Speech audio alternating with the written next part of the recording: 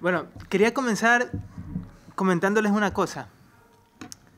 Y es que Omar Espina, el analista mexicano, decía que firmar un TLC contra una superpotencia es como la pelea entre un burro amarrado a un poste y un tigre hambriento. México firmó lo que se llamó el NAFTA en el año 95. Un TLC, un TIP, un Tratado de Libre Comercio, como le quieran decir, como que si le quieren decir KFC. Son tratados de libre comercio. México firmó un tratado de libre comercio en el 95 con Estados Unidos y Canadá. Para el año 2005, el 55% de las empresas mexicanas eran de Estados Unidos. La pobreza aumentó al 55%. El desempleo aumentó al 30% y el desempleo en el campo aumentó al 70%. 2.300.000 personas en México perdieron sus puestos de trabajo. Es decir, que Estados Unidos invadió México sin disparar una sola bala, sin mover un solo tanque.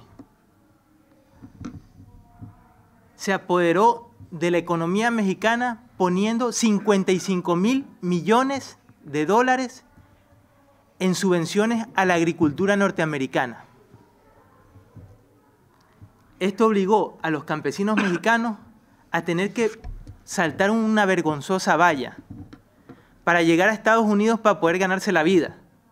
En Estados Unidos, panchitos, espaldas mojadas y 1000 epítetos más que se le quiere poner al humano cuando se lo quiere humillar por su condición de pobre.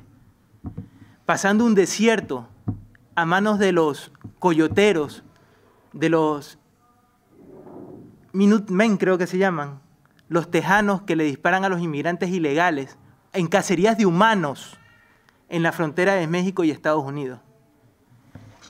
Esa es la realidad del TLC en Latinoamérica. Y eso es lo que se quiere repetir hoy en día con Europa. Estados Unidos firma un convenio con la Unión Europea. Pero la Unión Europea también, esto es una cosa que tampoco se sabe, firma un convenio con Perú, Colombia y Ecuador, dejando herido de muerte a la integración latinoamericana. La Unión Europea amenazó y chantajeó a los diplomáticos y a los funcionarios de los respectivos países de Latinoamérica hasta que cedieron a sus pretensiones.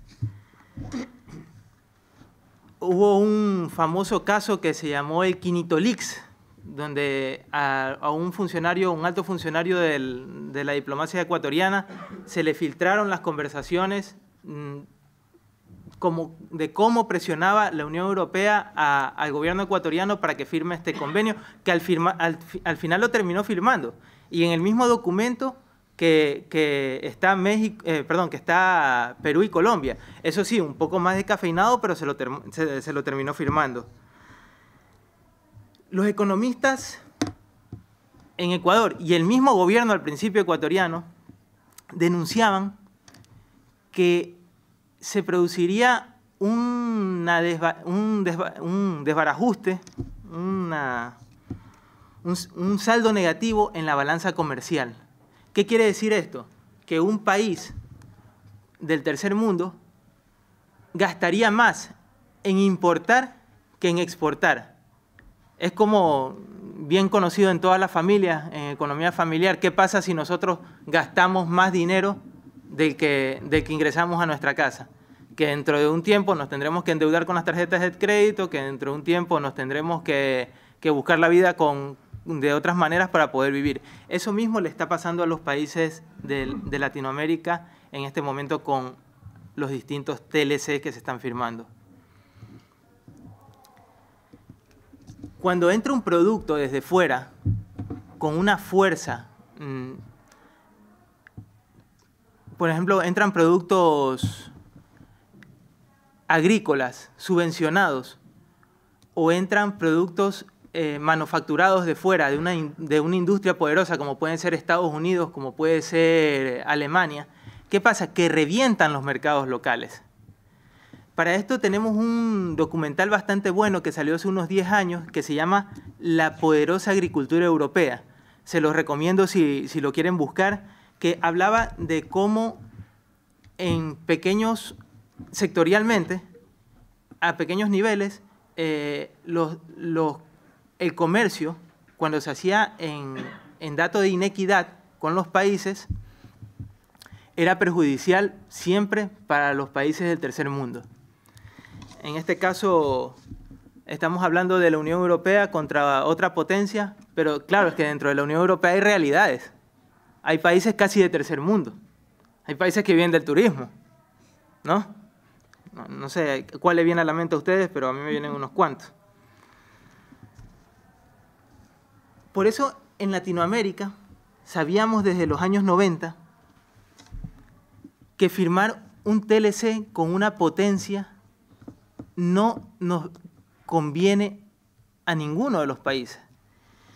Y el histórico movimiento indígena se dejó la vida en las calles, porque yo todavía recuerdo cuando a los compañeros indígenas los mataban los cuerpos y fuerzas de seguridad del Estado para frenar las manifestaciones en contra de los diferentes TLCs.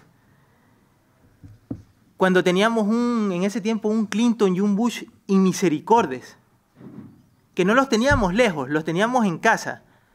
Veíamos cómo actuaban los imperios, porque teníamos una base militar norteamericana en el norte de Ecuador, en Manta, donde los militares salían borrachos a balear a la gente de la población, salían a estrellar los coches contra las casas. Si alguien tenía un problema con un militar norteamericano, el tipo sacaba la pistola y te disparaba. Y la policía ecuatoriana tenía que resguardar a los militares norteamericanos, los tenía que llevar de nuevo a la base. Así hubieran cometido un delito flagrante, porque estaban con estatus de diplomáticos en los países donde llegaban. Veíamos cómo el Imperio Inmisericordia ametrallaba barcos de pesqueros de Ecuador, y cuando le preguntábamos a la embajadora de Estados Unidos por qué ametrallaron esos barcos, ella decía, porque eran inmigrantes ilegales que querían viajar a nuestro país. Como que si eso fuera un pretexto para acabar con la vida de tantas personas. O sea, como que si estuviéramos diciendo que esos inmigrantes ilegales, ¿qué eran? Mercancía, droga, ¿qué diablos eran? Estamos hablando de un imperio que nunca tuvo reparos en eliminar a personas como Salvador Allende, como Arbenz, como el presidente del Ecuador, Jaime Roldós Aguilera, que fue asesinado por la CIA en el año 82, para poder imponer sus modelos, y que llegó a matar más de 3 millones de personas en el continente durante la Guerra Fría. Estados Unidos no es por ser Estados Unidos, es por el carácter del imperio. Porque ya sea que hable en chino, ya sea que hable en ruso, ya sea que hable en gringo, es el carácter imperialista el que debemos evitar para que no nos impongan estos tratados mercenarios, estos tratados inhumanos, donde lo último que importamos somos nosotros.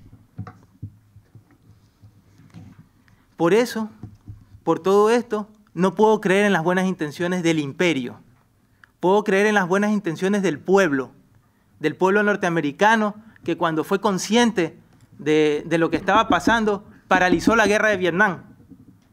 Luchó por paralizar la guerra de Vietnam, pero es un pueblo al cual también se le ocultan las cosas, como también se le ocultan al pueblo chino, como se le ocultan a todos los pueblos de la tierra, en su mayoría, cuando los gobiernos hacen barbaridades.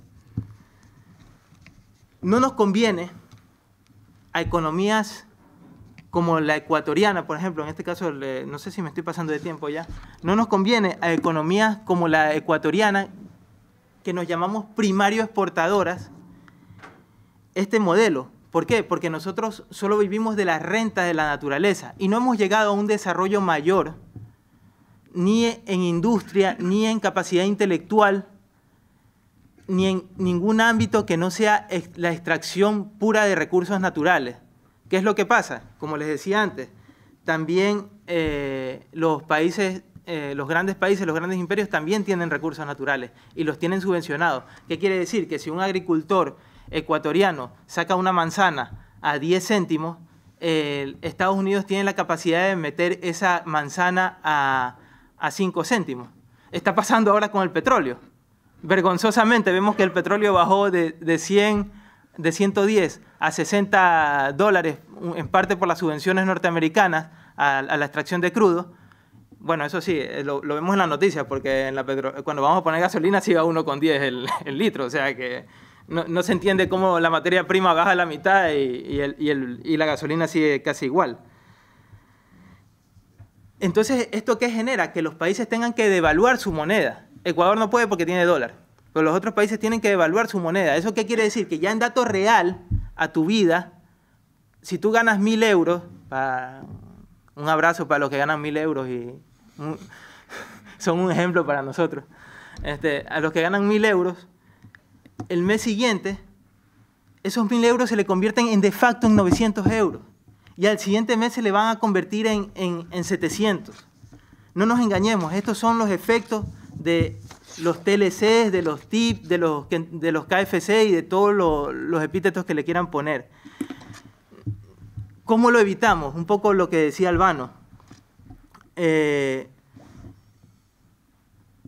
Lo evitamos construyendo unas bases populares, porque tenemos que movilizarnos, porque en este país, con una deuda externa brutal, con un paro incontrolable, con unos bonos a precio de huevo de gallina enferma, con una clase política corrupta, con un gobierno enamorado de los coches de lujo y el champán caro, y un Senado y una Casa Real tan vetusta y tan fósil que se podría sacar petróleo de ahí, estamos creando la tormenta perfecta para una crisis estructural en el continente y en este país. Muchas gracias.